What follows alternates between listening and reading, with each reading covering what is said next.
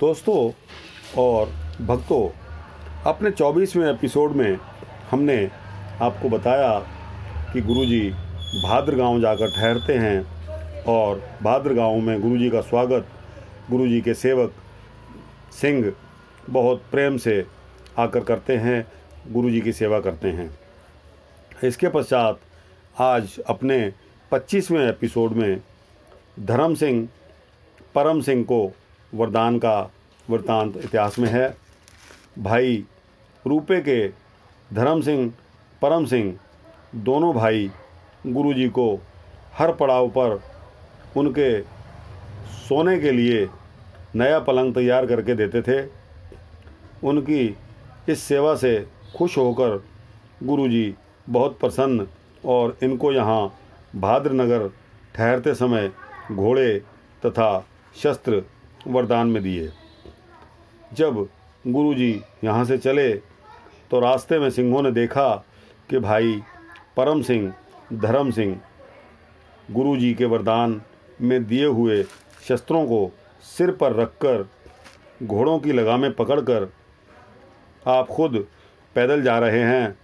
तब गुरुजी ने दोनों भाइयों को बुलाकर कहा कि हमने घोड़े तुमको चढ़ने के लिए तथा शस्त्र पहनने के लिए दिए हैं, परंतु ना तो घोड़ों के ऊपर ही आप चढ़ रहे हैं और ना ही आपने शस्त्र पहने हैं, इसका क्या कारण है।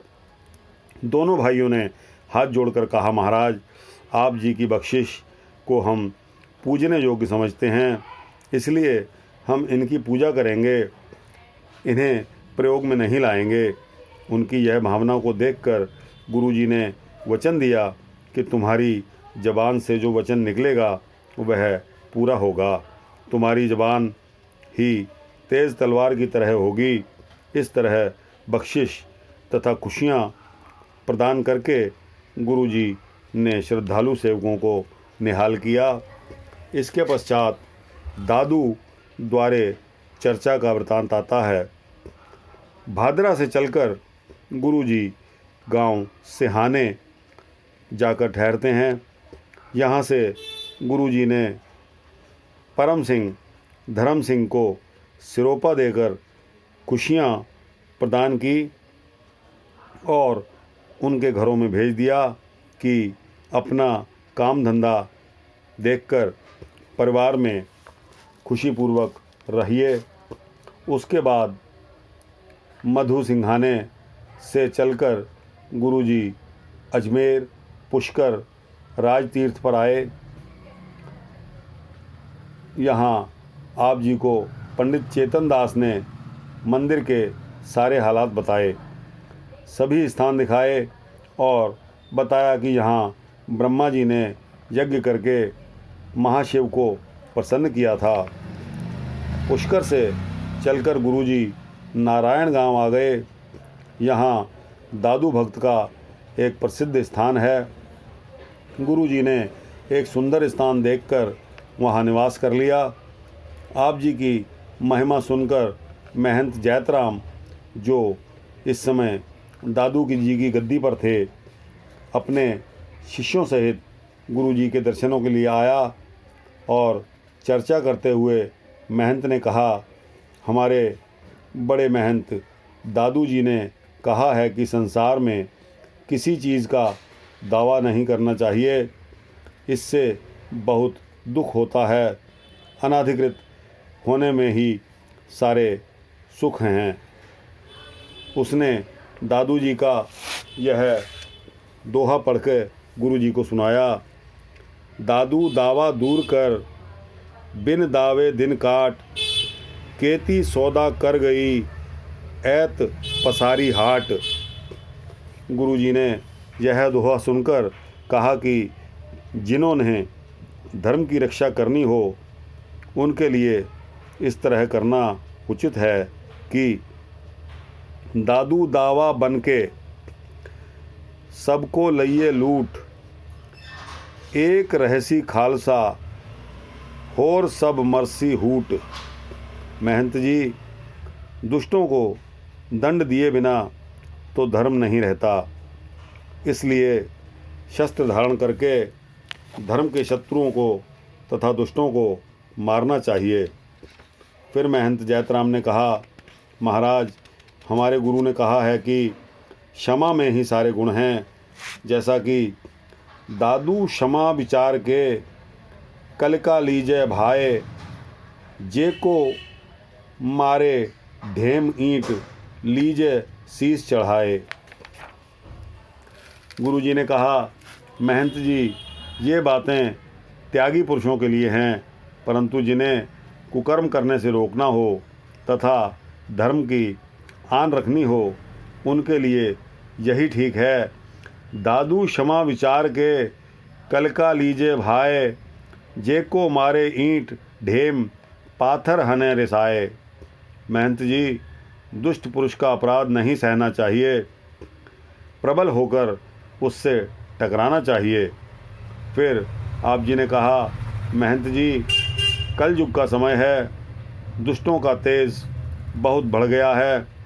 जो लोग संत, गरीब और गाय और ब्राह्मण के बैरी हैं, उनको दंड देना ही उचित है। हमारे पंथ में दोनों ही बातें हैं, शस्त्र धारण करके धर्म की रक्षा करनी तथा सत्य नाम का स्मरण करके देवलोक को प्राप्त करना। इसके वृतांत के बाद बाजों ने मोठ बाजरी खाने का वृतांत आता है।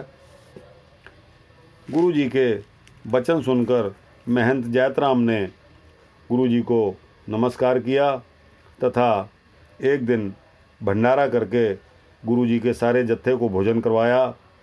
गुरुजी के बाजों को महंत ने संबोधित करके कहा, तुम सतगुरु जी के सुंदर बाज धन्य हो। हमारा निवास संतों महंतों का वैष्णव भोजन खाने वाला है। तुम मांसाहारी हो, यदि तुम कृपा करो तो आज तुम हमारे निवास से अन्न का दाना ही स्वीकार कर लो। यह प्रार्थना करके महंत ने बाजों के आगे मोठ बाजरी रख दी, जिसको बाज तत्काल ही चिड़ियों कौवों की तरह चुग कर खा गए। यहाँ गुरुजी ने महीना चैत्र संवत 1706 में अपने चरण डाले थे। इसके पश्चात दया सिंह का औरंगजेब से वापस आने का वृतांत इतिहास में है। दादू द्वारे से चलकर गुरुजी ने कुलाइल नगर जाकर अपना पड़ाव डाला, यहाँ निवास किया। यहाँ गुरुजी 12 दिन विश्राम करके फिर बघौर जाते हैं। गुरुजी यहाँ ही ठहरे हुए थे कि भाई दया सिंह और धर्म सिंह औरंगज़ेब को ज़फ़रनामा देकर वापस आकर गुरुजी से मिलते हैं। इसके पश्चात वहाँ ही गुरुजी ने यह खबर भी सुन ली थी कि औरंगज़ेब मर गया है तथा उसके छोटे पुत्र ताराजम ने दिल्ली के तख्त पर बैठने की घोषणा कर दी है। बहादुर शाह ने गुरुजी से सहायता मांगने का वृत्तांत अब इतिहास में आता है। 2 मार्च सन 1707 ईस्वी को जब औरंगज़ेब दक्षिण प्रदेश में मर गया तो उसके छोटे बेटे ताराजम, जिसका नाम आज़म शाह ने दिल्ली के तख्त पर बैठने की घोषणा कर दी, क्योंकि औरंगज़ेब की गैर अनुपस्थिति में पीछे वही कामकाज संभालता था। इसका बड़ा भाई बहादुर शाह उस समय बलख बुखारे गया हुआ था। औरंगज़ेब की मौत का समाचार सुनकर वह दिल्ली आ गया, परंतु रास्ते में ही उसको पता लग गया कि ताराजम ने तख्त पर बैठने की घोषणा कर दी है। इस समय शाही फौज तथा खजाना ताराजम के हाथ में आ गया है। इसलिए बहादुर शाह घबराकर सोच में पड़ गया कि इस समय मैं किसकी सहायता लूं। इस सोच में और चिंता में डूबे हुए बहादुर शाह ने भाई नंदलाल को कहा कि तुम अगर गुरुजी के पास जाओ और मेरी तरफ से प्रार्थना करो कि इस समय आप जी मेरी सहायता करके दिल्ली के तख्त पर मुझे बैठाओ। आपकी सहायता के बिना मैं ताराजम का मुकाबला करके तख्तो ताज प्राप्त नहीं कर सकता। भाई नंदलाल जी बहादुर शाह की ओर से गुरुजी को प्रार्थना करने के लिए बघीर आकर मिलते हैं। बहादुर शाह की प्रार्थना को सुनकर गुरुजी ने कहा कि यदि बहादुर शाह यह बात लिख कर मुझे दे कि यदि उसको दिल्ली का तख्त मिल जाए तो वह हमारा एक सवाल मान लेगा। जब गुरुजी की यह बात बहादुर शाह को आगरे जाकर बताई गई तो उसने वचन दिया कि यदि गुरुजी की सहायता से मिले मुझे दिल्ली का तख्त तो मैं गुरुजी की बात जो भी कहेंगे मान लूँगा। जब बहादुर शाह ने गुरुजी की यह शर्त मान ली तो गुरुजी ने उसको कहा कि जितना भी हो सके सेना इकट्ठी करके ताराजम से मुकाबला करने के लिए तैयार हो जाओ। हम समय पर आकर उसके लिए पूरी सहायता करेंगे। बहादुर शाह ने गुरुजी का हुक्म मानकर यहाँ वहाँ से फ़ौज इकट्ठी करके ताराजम से युद्ध करने की तैयारी कर ली। ताराजम को जब इस तैयारी का पता लग गया तो वह भी अपनी सेना लेकर दक्षिण से आगरे की ओर चल पड़ा। उसके आगे से रोकने के लिए बहादुर शाह ने अपनी सेना लेकर आगरे से चलकर चंबल नदी से पार होकर जाजू के स्थान पर मोर्चे बना लिए तथा गुरुजी को संदेश भेज दिया कि अब शीघ्र ही अपने सिंह शूरवीरों को लेकर मेरे पास जाजू पहुंच जाइए। गुरुजी ने उस समय ही भाई धर्म सिंह को सिंहों का एक शक्तिशाली जत्था देकर भेज दिया और कहा कि हम भी जल्दी पहुंच जाएंगे। ताराजम की मौत और बहादुर शाह की जीत होती है, इसका वृतांत आता है।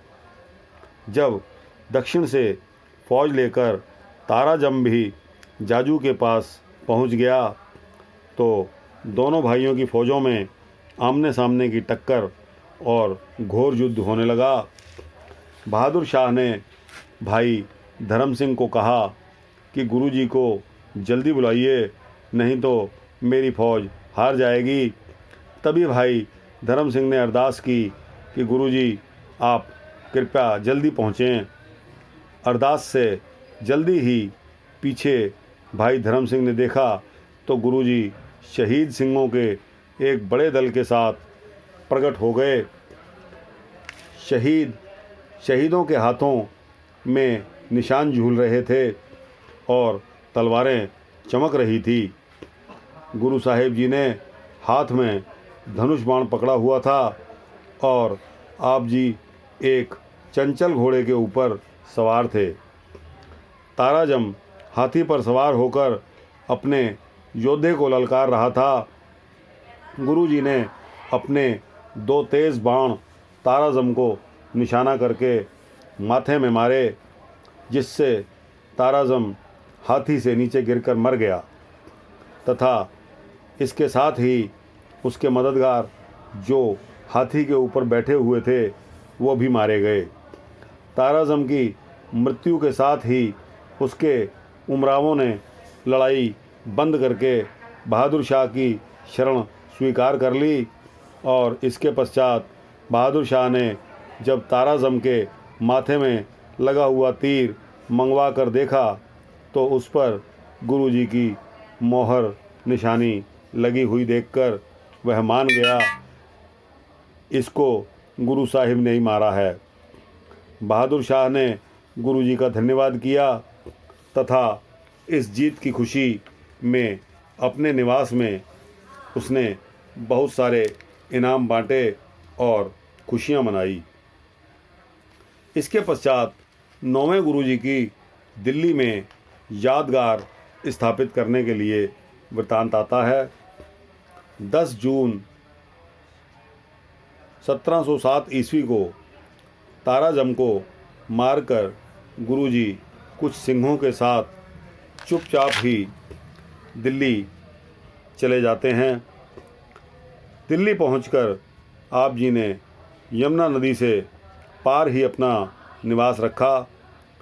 जहां आप जी का आना सुनकर दिल्ली की सिख सेवक संगतें आप जी के दर्शनों के लिए उमड़ पड़ी तथा आप जी को बेड़ी में बैठाकर यमुना नदी के बीचों बीच मोती बाग ले गई। माता साहिब देवा जी तथा सुंदरी जी भी आप जी को यहाँ आकर मिलती हैं। दूसरे ही दिन जब बहुत संगत आप जी के दर्शनों के लिए भेंटें ले लेकर आती है तो आप जी ने उनको वचन दिया कि श्री गुरु तेग बहादुर जी के पवित्र शरीर के संस्कार वाले स्थान पर सुंदर गुरुद्वारा बनवाकर उनकी यादगार को स्थापित करना है। संगत ने आप जी के कहे अनुसार वहाँ एक छोटी सी समाधि तैयार करा दी। यह स्थान गुरुद्वारा रकाबगंज के नाम से आजकल प्रसिद्ध है। आजकल यहाँ बहुत सुंदर और भव्य संगमरमर का गुरुद्वारा बना हुआ है, जहाँ हर समय लंगर चलता रहता है और भूखों को लंगर छकाकर सेवाएं की जाती हैं। इसके पश्चात गुरुजी का आगरे का प्रोग्राम कार्यक्रम होता है। तो दोस्तों और संगतों, यहाँ समय इजाज़त नहीं देता, इसलिए आज यहीं तक गुरुजी का आगरे का वृतांत हम आपको अपने अगले एपिसोड में सुनाएंगे। तब तक के लिए वाहिगुरु जी का खालसा, वाहिगुरु जी की फतेह।